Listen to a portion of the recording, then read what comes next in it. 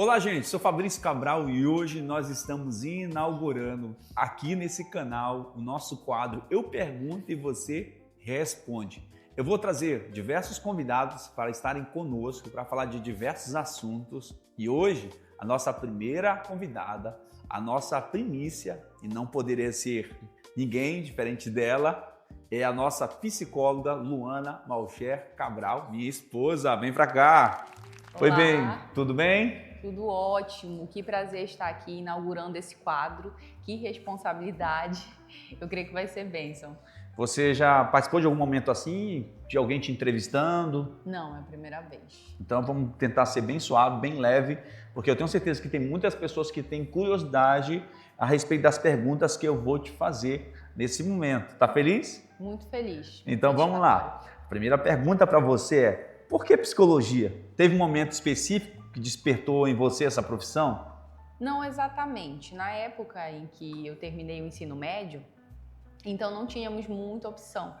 E aí eu viajei para fazer em outra cidade e o meu crivo foi, nunca fui muito boa em exatas, em matemática, física, sempre eu tinha que fazer um esforço maior. Daí eu pensei, então eu tenho que ir para humanas. E aí tínhamos direito, psicologia.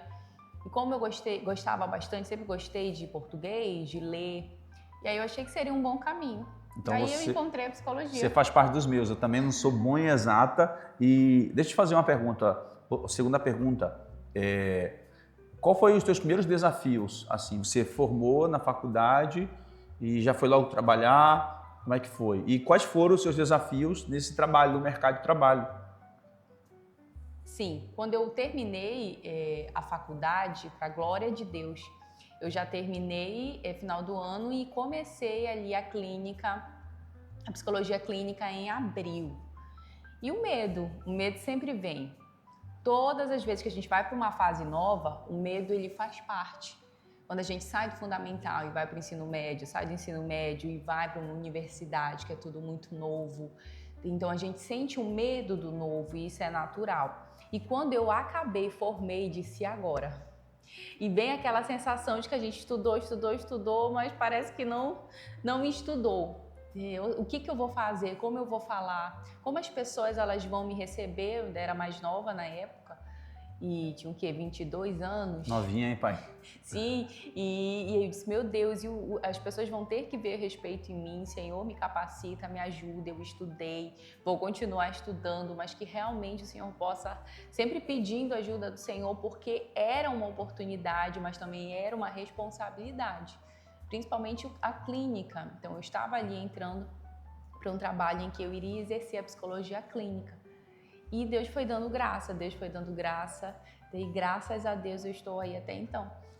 Outra coisa, eu sei que surgem muitos mitos, né, dentro da psicologia, Sim. Muitas falas, algumas até infelizes. Inclusive, eu acho que eu já fiz alguma dessas falas infelizes, como, não vou no psicólogo porque eu não sou doido, eu estou bem da minha cabeça. Então, são alguns mitos que surgem. Eu queria saber se você quer derrubar esses mitos hoje. Só vai ao psicólogo quem está com problema mental, só vai no psicólogo quem está doidinho, da Silva. Como é que funciona isso? A gente sempre fala isso para os pacientes e ainda existe. Já existiu bem mais, mas ainda é uma realidade neste século. As pessoas terem essa barreira, essa dificuldade de chegar em um atendimento, de procurar ajuda exatamente porque os outros falam. Exatamente porque vai ficar feio pra mim, porque eu não tô ficando doido, porque só vai no psicólogo, só vai ao CAPS quem é doido. Então, ainda assim, infelizmente, a gente ainda ouve essa fala, ainda tem esse pensamento, esse estigma que precisa ser cada vez mais desconstruído. Porque eu sempre falo para os pacientes, você precisa ir ao psicólogo justamente para evitar. A gente não tem somente que ir quando o problema já está ali instaurado e te causando problemas. A gente tem que ir para não causar um transtorno maior. Então a gente tem que não só tratar, mas temos que evitar, prevenir.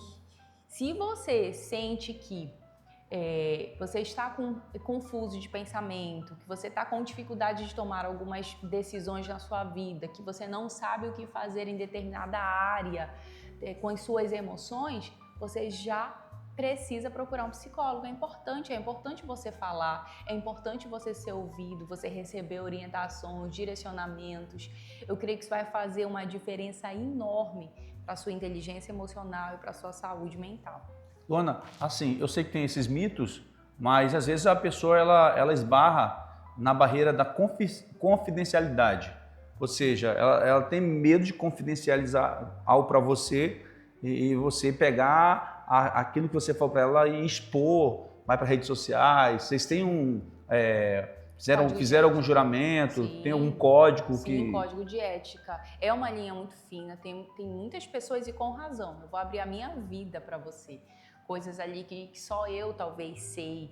E é importante a gente ter segurança por parte do profissional, sentir essa segurança. E nós, como profissionais, na primeira consulta, no primeiro atendimento, sempre deixamos muito claro isso. Nós seguimos ali um código de ética que preza, sim, né, que preza pela segurança de tudo aquilo que o paciente for falar. Fica só entre nós. Então, nós fazemos ali, né, esse primeiro contato e fazemos também esse acordo.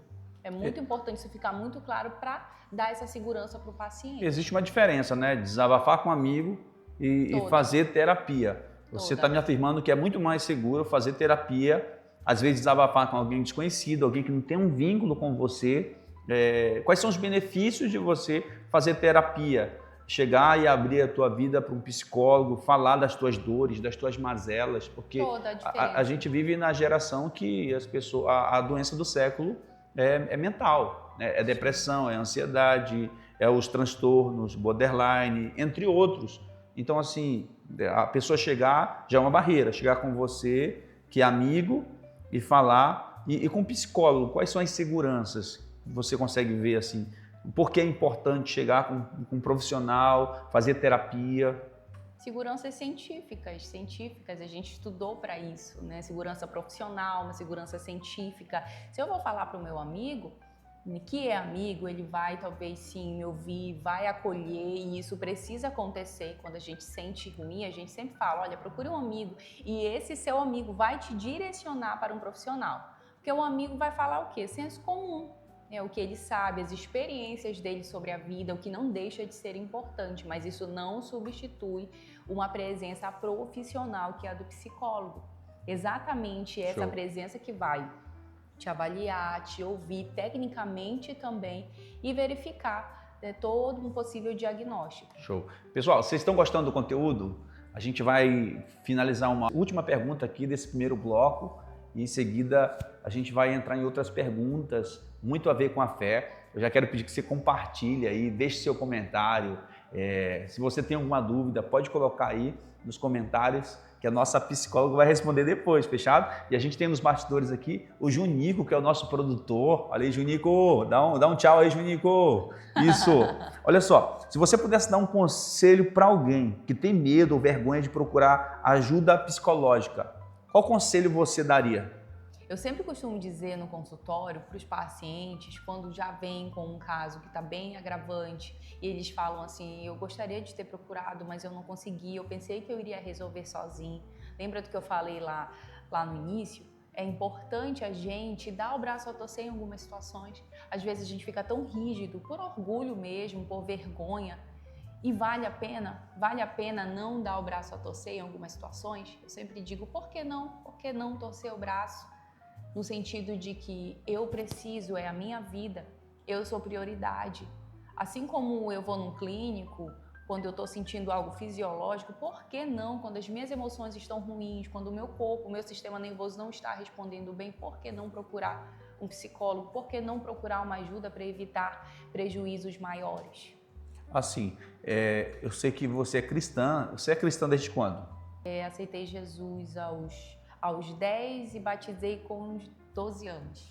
E eu quero entrar agora em uma outra zona que as pessoas assim têm um conflito.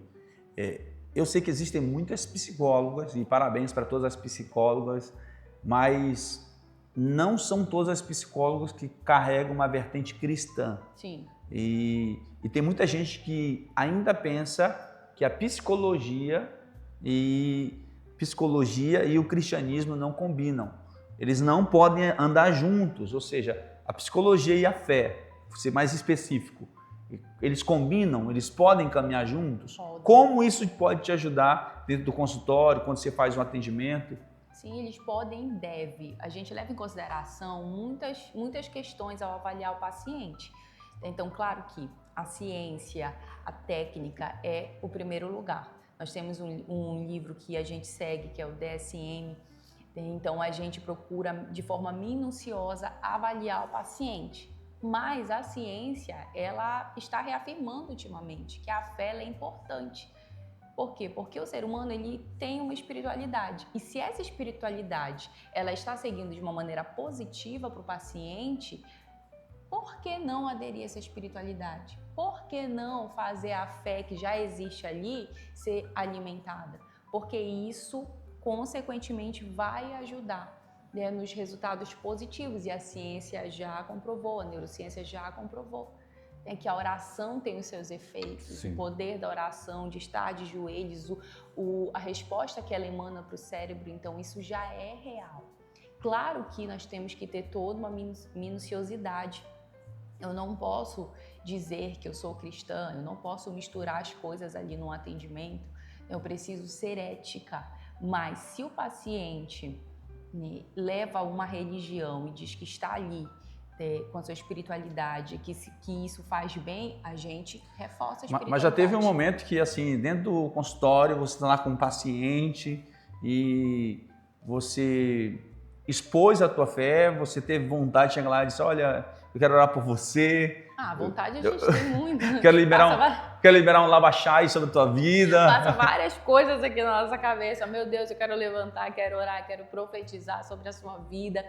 Mas assim, não cheguei a fazer porque realmente tem essa questão da ética e a gente precisa ter essa ética. E o que a gente faz é reforçar de acordo com a fé que a pessoa mostra. Então nós reforçamos a espiritualidade.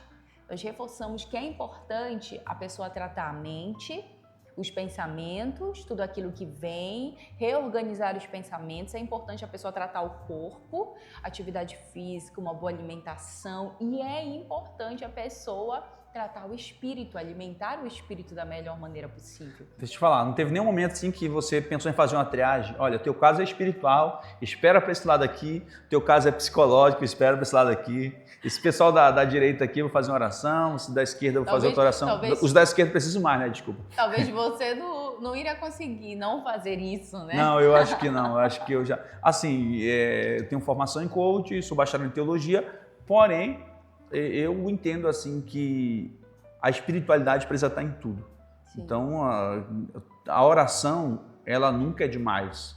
A oração, ela nunca excede demais. Sim. Então, a oração é necessária. Por isso que eu estou te perguntando. Então, mas é difícil, né? Como cristã, difícil.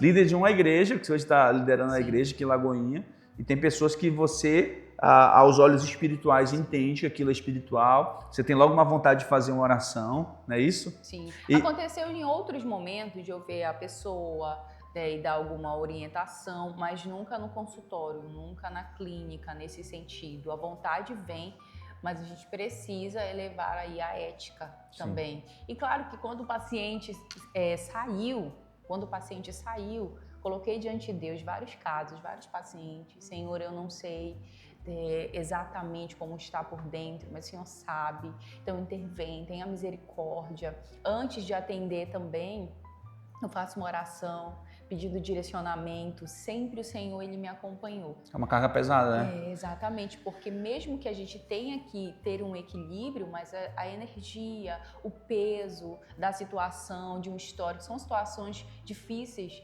de abuso psicológico, vários tipos de abuso, de situações difíceis de se enfrentar, que a gente... Às vezes, situações que chegaram para mim, eu disse, meu Deus, eu nunca pensei que isso poderia acontecer. Eu não lembro a fonte agora, mas tem uma pesquisa, não lembro a fonte, vou pesquisar para tentar deixar aí para vocês depois, sim, que diz que 1 hora de pregação é equivalente a 8 horas de trabalho braçal. Então, imagina só você dentro do consultório, dentro do ambulatório, quantas pessoas você atende por dia, mais ou menos? 6, varia. E quantas horas de atendimento?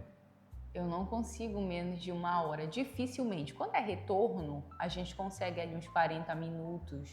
Mas você deve sair moída, né? Quebrado. Então, eu quero usar um paralelo assim para você entender. Se 1 hora de pregação é equivalente a 8 horas de trabalho braçal, imagina você atender demandas de forma individual, porque assim, uma coisa é pregar, você não para escutar ninguém, você está ali falando, você está ensinando, você está pregando, você está liberando. Agora, outra coisa, você parar para escutar as pessoas. E a escuta cansa. Eu já fiz discipulados, 3 discipulados em um dia só, e com casais, às vezes individuais. Nossa, parece que eu tomei uma surra. Uma surra para dar em 5 eu tomei sozinho. Porque tem uma carga, tem um peso. Mas agora, existe algum princípio, existe algum versículo bíblico que você usa e traz para dentro da psicologia, para dentro do consultório? Existe alguma coisa nesse sentido que você traz para você? Não de forma explícita, né? Mas um versículo que é a minha base é que Jesus nos fez a sua imagem e semelhança. Porque a gente exatamente faz o paciente olhar para si e entender o quanto ele é precioso, o quanto ele não se resume em um diagnóstico, em um quadro, o quanto ele é mais do que isso. Então, não de uma maneira clara, né, mas eu procuro trabalhar, entender para a minha vida e passar isso para a vida do paciente. Assim, eu como líder de igreja, eu já recebi pessoas que passaram por outros profissionais que falaram assim, o profissional me orientou para mim ir para um barzinho, para mim beber, para mim ir para uma festa. Você, como psicóloga, você já teve que dar uma direção para um paciente que fosse contra os seus princípios bíblicos? Não sei em qual contexto esse profissional falou, porque para muitas pessoas realmente você esfriar a cabeça, você se distrair, é você ir para um barzinho, é você ir para uma balada, mas a gente sempre coloca para os pacientes o que realmente vai te trazer um bom resultado. Porque qualidade de vida não é você ir para festa, não é você estar onde todo mundo está, é você realmente buscar vínculo, pessoas, ambiente em que isso vai te favorecer. Se a pessoa, no exemplo, tem um paciente que veio de uma traição, tá difícil, tá sofrendo, tá passando por esse luto, separou, e aí se eu falar para essa pessoa, olha, vá se distrair com outros amigos, sai, para ver se você esquece, vai resolver o problema do paciente? Não. O paciente ele não vai se resolver, ele não vai se entender, ele não vai entender o que foi erro, o que ele precisa rever dessa relação que já passou. Ele simplesmente vai acumular uma frustração, uma dor, vai para outros lugares, encontra outras pessoas e vai atrair outras pessoas, né, com o mesmo feitio ali do primeiro relacionamento e vai dar outro problema de novo. E é por isso que muitas pessoas vivem frustração uma atrás da outra. Sim. Já estou no meu 3º relacionamento, 4º relacionamento e parece que eu atraio essas pessoas, eu vou tomar um banho de alguma coisa, né? O que eu tenho que fazer? Será que o Senhor está de mal comigo? Ou seja, as pessoas querem resolver o problema e às vezes nessa busca por resolver esse problema, elas querem se submeter a tudo. Sim, não o que acha que dá jeito. Sim, elas deixam de lado e a forma de esquecer o problema é tu encontrando um outro problema semelhante. Então a gente sempre orienta as pessoas, passou por um momento difícil, tá doendo, viva esse momento para você. Viva o luto, chore, entenda o porquê que aquilo aconteceu. Quais foram os acertos e os erros. Usufrua, desfrute da sua vida, da sua companhia, para poder então você sair. E aí eu sempre falo das amizades, do ciclo de amizades, de ambiente. O que você acha que você vai encontrar ou qual tipo de pessoa você acha que você vai encontrar nesse ambiente em que você vai estar? Então eu sempre coloco a reflexão para o paciente, para a gente realmente entender que para a gente ter mudanças, precisamos provocar essas mudanças. Gente, estou aqui com a psicóloga Luana Malcher Cabral, minha esposa, e uma das coisas que eu escuto muito por aqui, por Oriximiná, principalmente, que é o teu campo de atuação, em alguns lugares de ouvir isso, as pessoas dizendo assim, ela salvou minha vida, foi ela que ajeitou a minha cabeça. Eu até zoo, né? Eu falei, olha, rapaz, ela tem que ajeitar a minha cabeça também. Então, assim, é bem legal quando a gente tem esse feedback dos seus pacientes, né? E muitas dessas vezes que você recebeu esses feedbacks, eu estava com você e por conta desses feedbacks que eu vejo que você vai tendo dos seus pacientes, das pessoas, eu queria saber o que a Bíblia te ensinou sobre escuta que a faculdade não te ensinou. O que os teus princípios, a tua fé te ensinou sobre escuta que a faculdade talvez não tenha te ensinado? Antes de falar sobre isso, é importante a gente frisar que, claro que não vamos conseguir ser unânimes, né? Então, a gente não vai conseguir ser unânime. Muitas pessoas vão gostar do nosso trabalho, mas é normal outras não gostarem da nossa abordagem, da forma, que nem médico, que nem qualquer outro profissional. E tudo bem por isso, né? Mas é gratificante demais quando a gente ouve o feedback daquelas pessoas. Cientificamente, os cientistas falam que, os estudiosos da psicologia falam que de 10 pacientes, 1 ou 2, a gente vai conseguir ali um bom êxito. E quando a gente consegue ver que aquele paciente voltou, nos deu um bom feedback, que aquele paciente aderiu ao tratamento, está colhendo os frutos de ter aderido a esse tratamento, é gratificante a gente olhar para os olhos do paciente, ver que ele está avançando, ver que ele não se resume em um diagnóstico. A frase que eu mais uso para os meus pacientes é: você não se resume em um diagnóstico ou em um laudo, você é muito além do que isso. Você é um ser humano, você é precioso, você é preciosa. Porque às vezes a sociedade, até a gente recebe um diagnóstico pronto: eu sou bipolar, sim, eu sou ansiosa, eu sou depressiva. Não, você não é. Ela pode estar naquele momento. Você está. Você recebeu ali um diagnóstico, mas isso não resume quem você é, né? O ser humano incrível que está aí dentro, que precisa ser explorado. E voltando ali para a Bíblia, que a fé me ensinou é um amor extraordinário. Na verdade, isso é a sustentação da minha vida, né? Segundo a minha fé, tem um espírito, né? Quando Jesus subiu aos céus, ele deixou o Espírito Santo para ser o nosso consolador e aquele que nos escuta a qualquer momento.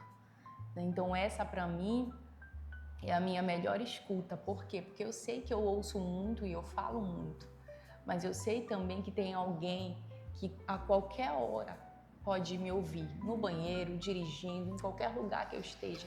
É o Espírito Santo. E ele me escuta e eu posso senti-lo, e ele renova as minhas forças. E então, para mim, em lugar nenhum eu vou conseguir isso, a não ser com o Espírito Santo de Deus. E é isso que me sustenta. Bem, deixa eu te falar. Sendo psicóloga e esposa de pastora, liderando uma igreja, como é que você consegue separar essas duas coisas? Separa esses dois mundos ou não? Não tem uma hora que você diz: ah, meu Deus, não quero mais isso. Pensa em fugir, pensa em ir embora. Só do marido que não pode fugir, tá? Não tem escolha, já era. Pensa em fugir, pensa em desaparecer. Como é que funciona? Separa isso. Isso está muito bem dividido dentro de você, nas tuas emoções, na tua mente. Como é que tá? Como eu falei, eu cresci na igreja batista. Então eu cresci com os princípios. E quando eu fui para a faculdade, claro que eu encontrei um ambiente, algo muito novo ali para mim. Muitas pessoas de cidades diferentes, com religiões diferentes, com posicionamentos, comportamentos diferentes. Então, para mim, isso já foi o primeiro desafio. Até mesmo ideologias diferentes, porque nós temos a grade curricular, mas nós temos também a ideologia. Às vezes os professores ou pessoas querem colocar. Eu sempre fui muito de ler, de ouvir a pessoa até hoje. Eu ouço a pessoa, procuro entender o conceito, para poder o questionar, né? Tá certo? Até onde isso faz sentido para mim? E claro que de acordo com a palavra, porque eu estudo, eu exerço ética no meu trabalho, mas o que me guia no meu mundo, para minha vida, com a minha família, no meu casamento, é a palavra do Senhor. Então isso é desafiador, mas eu creio que um complementa o outro. Então a palavra me faz enxergar o outro com amor e compaixão. E a psicologia me ajuda através da ciência, a ajudar as pessoas com estratégias, com métodos que são eficazes. Então, os dois, na minha vida, eles se completam. Eles são indispensáveis também. Principalmente para mim, para me regular as minhas emoções e para me auxiliar as outras pessoas. Ou seja, você tem uma válvula de escape, né? Sim. Você recebe aquela demanda, aquela carga toda na semana, mas você tem para onde correr, você tem para onde liberar isso, para quem liberar isso, que é para o Espírito Santo, para Deus. Isso é maravilhoso, lindo demais. E quando você fala assim, já deu vontade de correr, de desistir, sempre dá, quem nunca? Quando tá, às vezes estressado, são tantas coisas, as pessoas, as expectativas, e aí a gente vai para aquele lugar, chora, respira, organiza as emoções, procura entender e continua. Às vezes mais rápido, às vezes mais lento. Outra coisa que eu falo para os pacientes, mas continue, não pare. Show. E eu queria te fazer uma pergunta, porque dentro da igreja também existe um tabu sobre a questão de um cristão ir no psicólogo. Você sabia disso? Sim, que às vezes a gente pensa que tudo a gente resolve com o lado espiritual.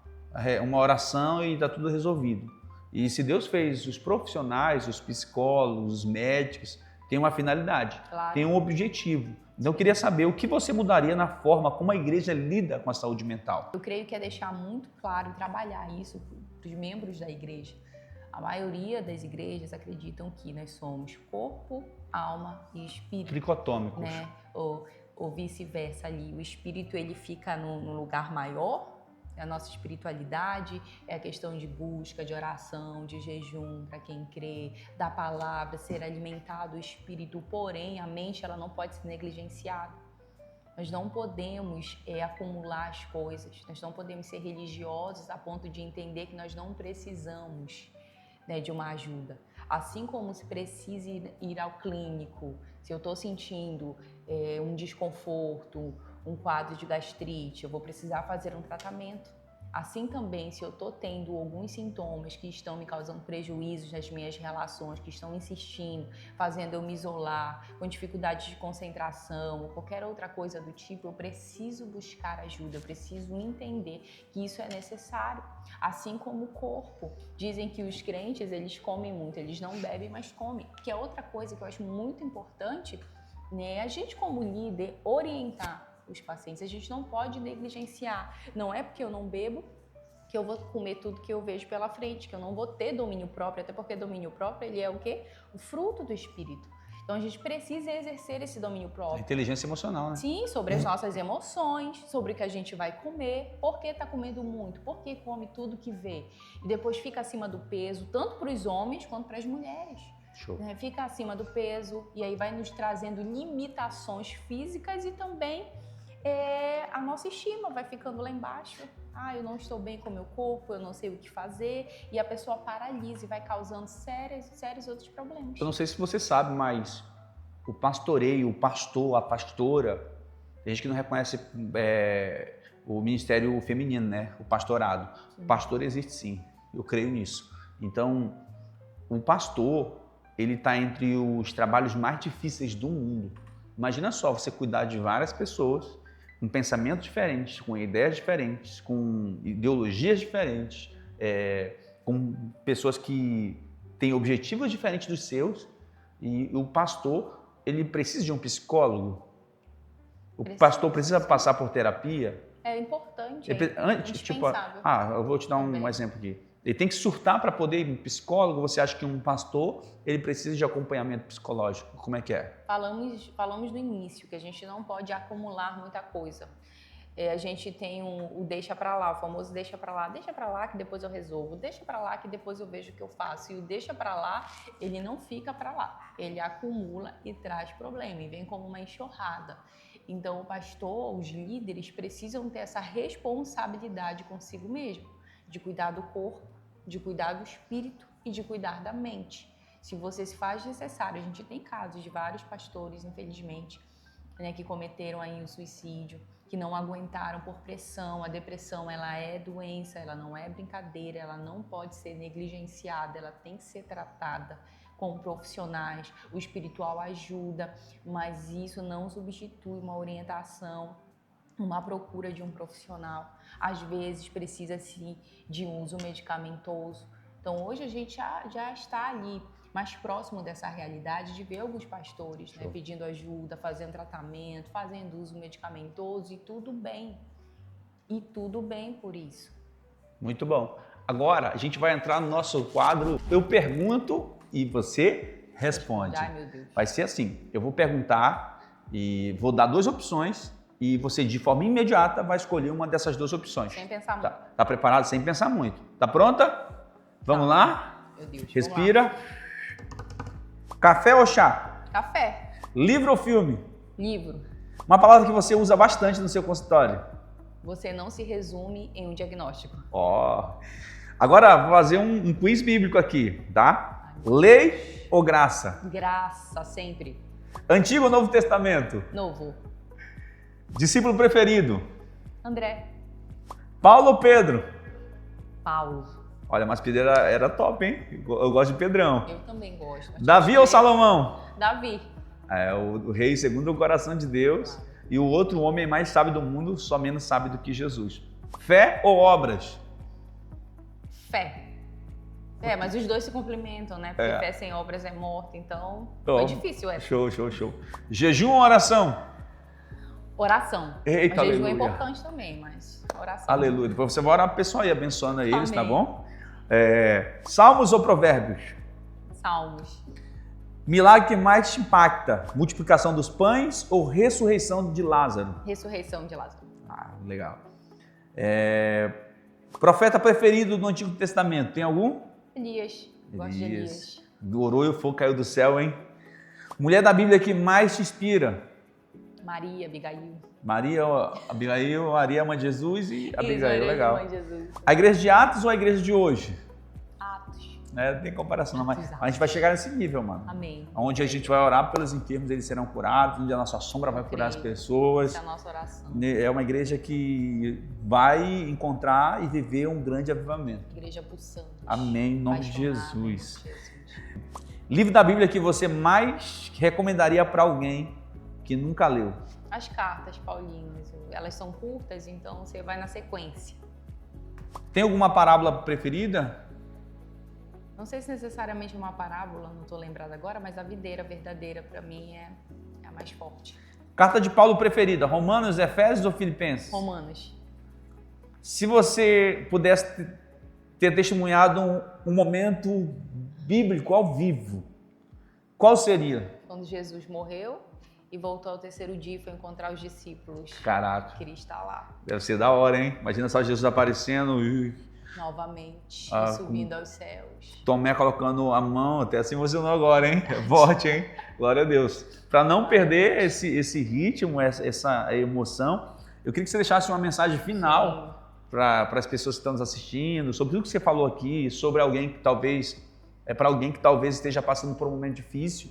Deixa uma palavra aí, eu quero dizer que eu estou muito feliz porque você veio, você participou, valeu, hein? Arrasou, gostei demais, espero que vocês tenham gostado e que vocês compartilhem, deixem seus comentários, deixe sua mensagem final. Para mim isso foi uma honra, porque apesar de eu ser psicóloga, dar muitas palestras, mas o mais comunicador aqui é o Fabrício. Ele fala mais, ele se envolve mais, é mais comunicativo com as pessoas. E é um avanço estar aqui falando com vocês. Eu tenho essa dificuldade, mas dificuldade é essa que eu vou melhorar. Vou me propor aparecer mais aqui para vocês, somar mais. Eu sei que dentro de cada um de nós aqui tem muita coisa para sair, tem muita coisa, nós temos muito para abençoar as outras pessoas. E às vezes a gente retém, né, por comodismo mesmo. Então foi um prazer estar aqui, falar, somar, conversar sobre um assunto que é necessário nos dias de hoje. Eu quero te dizer, né, que tem lugar para você, assim como tem lugar para mim. Ninguém nasceu para ser nada. Todos nós nascemos com um propósito e não esqueça quem realmente você é. A gente não se resume naquilo que nós fazemos.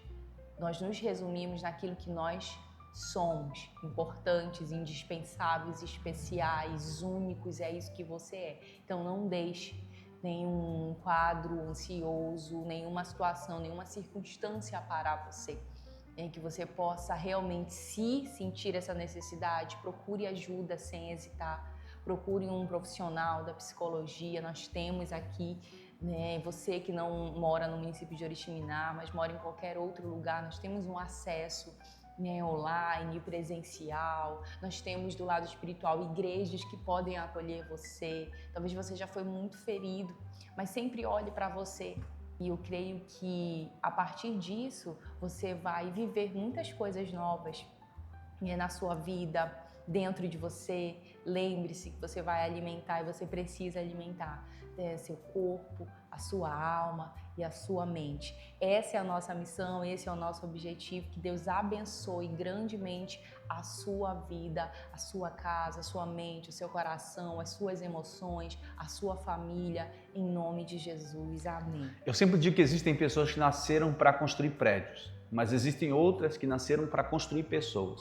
Eu sei que você é uma dessas pessoas, eu sou uma dessas pessoas que nasceu para construir pessoas. E você também que está aí. Então ajude pessoas, não negligencie o fato de saber que existe alguém precisando de você e você está de braços cruzados. Socorra pessoas, ajude pessoas. E a gente vai finalizar esse momento orando. Depois, compartilha com todo mundo, deixe seus comentários aí, coloca no teu Instagram. Se você não segue a Luana ainda, segue a Luana no Instagram, me segue no Instagram. Vamos orar pelo nosso público? Obrigado, viu? Deus, muito obrigado por cada pessoa que nos assistiu, ficou até o final. Nós queremos abençoar esses homens e mulheres. Cremos que o Senhor tem grandes coisas para realizar através da vida de cada pessoa, Senhor, que recebeu essas direções, essas orientações, que esteve aqui nesse quadro.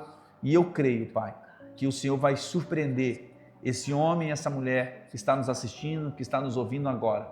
O Senhor vai tirar pessoas da depressão, o Senhor vai tirar pessoas da ansiedade, pessoas serão totalmente transformadas e elas vão testemunhar que coisas grandiosas aconteceram. É o que eu te peço em nome de Jesus. Amém. Amém. Até o próximo, hein?